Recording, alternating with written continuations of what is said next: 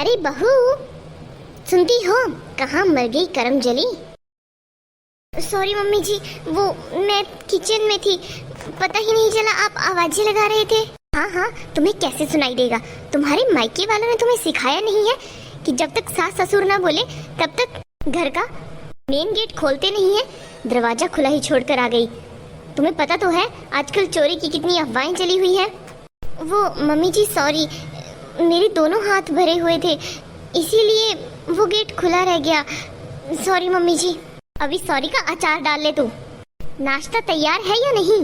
जी mummy जी, नाश्ता बिल्कुल ready है। तो अब के बाहर जाकर उसका लंगर लगवा दूं मैं? ये घर वालों को ही खिलाएगी? जी मम्मी जी, आप लोग बैठिए डाइनिंग टेबल पर, मैं अभी खाना लगा देती हूँ। इसे तो किसी काम की टाइमिंग नहीं। मम्मी, आप कहीं जा रही हो क्या रेडी होकर? कहीं नहीं जा रही हूँ मैं। तुम्हारी बीबी को तो इसके मायके वालों ने सिखाया ही नहीं है कि टाइम पर कोई काम करना है। देखो सुबह के 8:30 बज गए लेकिन नाश्ते का अभी तक कोई पता नहीं। अरे मम्मी, 8:30 ही तो बजे हैं, कौन सा 11 बज गए? और मेरी शादी से पहले तो हम नाश्ता 10-11 बजे ही करते थे। बस बस, आ गया बिना फीस के वकील। बहू, तुम्हारे मायके का तो पता नहीं कि कैसे हैं, लेकिन हाँ, हमारे घर में यही रीत है। खाना खाने के बाद आधे घंटे बाद हम लोग चाय पीते हैं, नाश्ते के बाद। जी मम्मी जी, अभी बना देती हूँ। लेकिन आज तो रविवार है, तो तुम तुलसी कैसे तोड़ोगी? तुम्हारे मायके वालों ने तो तुम्हें ये सिखाया ही नहीं होगा। जी मम्मी जी, मैंने तुलसी कल शाम ही तोड़ कर रख ली थी। अरे भाग्यवान, तो तुलसी वाली चाय भी तो आती है, वही मंगवा के रख लेते हैं। अब तो चुप ही रहिए, दो औरतों के बीच में बोलोगे तो फंस जाओगे। इसीलिए जब दो औरतें बोल रही हैं तो चुप ही रहना चाहिए। कितनी बार समझाया है। बहू, तुम्हारे मायके वालों ने सिखाया नहीं है कि जब तक बात खत्म ना हो तब तक जाते नहीं है। मम्मी जी, चाय बनाने जा रही थी मैं, साथ में थोड़ी सी पकौड़ियाँ भी तल लेना। ठीक है मम्मी जी। अरे तुम इसे क्यों तंग करती रहती हो? ये लड़की मेरी पसंद की नहीं थी, मैंने आप लोगों को मना किया था। मुझे तो वो लक्ष्मी की बेटी सुधा ही पसंद थी, लेकिन आप लोग नहीं माने और इस गवार को मेरे घर में शादी करके ले आए। लेकिन अब तो शादी हो गई है, कम से कम अब तो इसके साथ अच्छे से रहो। जब मेरी पसंद की है ही नहीं तो मैं अच्छे से क्यों रहूं? और इसके मायके वालों ने इसे कुछ सिखा कर नहीं भेजा है।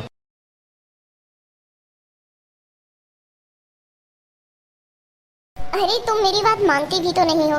मैं तब से बोल रहा हूँ कि चलो डॉक्टर को दिखा लेते हैं, लेकिन नहीं, तुम्हें मानना ही नहीं है किसी चीज को। नहीं जाना है डॉक्टर के पास, मैं थोड़ी देर में ठीक हो जाऊंगी, बस हल्का सा फीवर है। क्या हो गया महारानी को आज?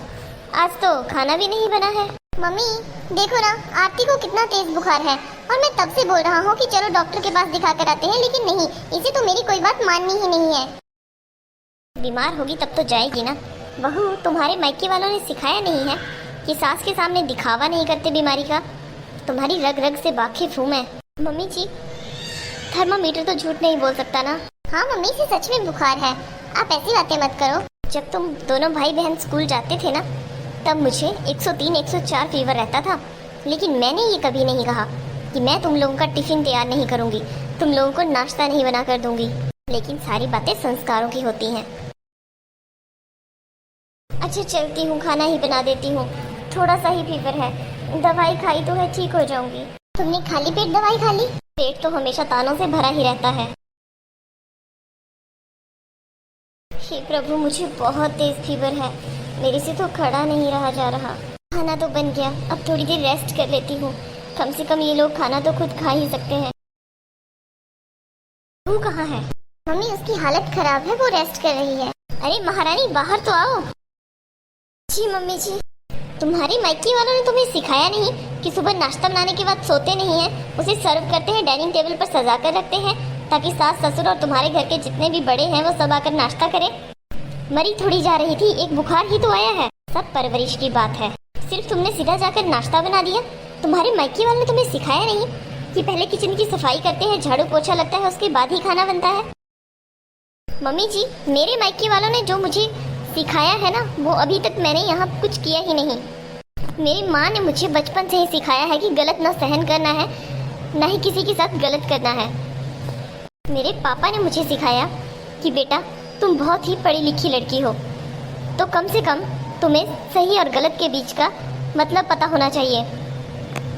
अगर तुम्हारे साथ कोई गलत कर रहा है, ये बार बार तुम्हें तानाबाजी कर रहा है, तो तुम्हारे मुंह में जुबान दी हुई है भगवान ने, उसका इस्तेमाल करना।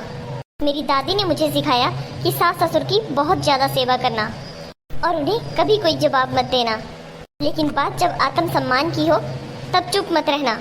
मेरी छोटी बहन ने मुझे सिखाया कि घर के सभी लोगों से बहुत ज़्यादा प्यार करना, स्नेह से रहना, लेकिन अगर घर में कोई तुमसे प्यार ना करे तो तुम भी उनके साथ वैसा ही बर्ताव करना जैसा वो लोग तुम्हारे साथ कर रहे हैं। मेरे बड़े भाई ने मुझे समझाया कि तुम घर की इकलौती बहू होगी, इसीलिए सारी जिम्मेदारियां तुम्हें ही निभानी है। सबकी सेहत का ख्याल रखना है, पूरे घर को संभालना है, लेकिन जब भी कभी तुम्हें ये महसूस हो कि तुम इस सब काम से थक गई हो, हार चुकी हो, तो सब काम बंद कर देना। जब तुम उस घर में नहीं थी तब भी खाना बनता था, सारा काम होता था। मेरी भाभी ने मुझे सिखाया कि बर्दाश्त सिर्फ एक लिमिट तक करना। तुम किसी को जितनी छूट दोगे वो उतना ही तुम्हारे सिर पर चढ़ेगा। और हाँ मम्मी जी, हमारे घर में एक काम वाली भी आती थी, उसने मुझे सिखाया था कि जब तक तुम किसी के काम आते रहोगे लोग सिर्फ तभी तक तुम्हें याद करेंगे। आज मैं बीमार पड़ गई तो आपको मेरी चिंता नहीं थी, सिर्फ घर के काम की चिंता थी। सही मम्मी जी, क्या जो मेरे मायके वालों ने मुझे सिखाया है वो सब मैं यहाँ करूँ? राजीव बेटा देखो तो बहू कैसे बात कर रही है। मम्मी आज तक किसने कभी ऐसी बात नहीं की, आज की है तो कुछ तो महसूस हुआ होगा ना इसे अंदर। अगर इन लोगों को मैं पसंद नहीं थी तो आप मुझे पहले बता देते, मैं शादी ही नहीं करती। इन लोगों की पसंद नापसंद के चक्कर में एक लड़की की जिंदगी बर्बाद हो जाती है। ना ढंग से आदमी खा सकता है, ना ही सो सकता है, ना ही घर में रह सकता है। तो जहाँ इनका मन था आपकी शादी करवाने का, वहाँ शादी कर लेते आप। कम से कम पसंद और नापसंद के चक्कर में मैं तो नहीं पिसती। मैं भले ही घर में 56 भोग तैयार कर लूँ, लेकिन मम्मी जी उसी डिश की फरमाइश करेंगी जो नहीं बनी होगी। फैसला आपको करना है। मेरी बर्दाश्त से बाहर हो चुका है सब कुछ। या तो घर के कुछ नियम चेंज कर दो, या तो फिर अपनी मम्मी पापा के लिए बहू ही चेंज कर दो।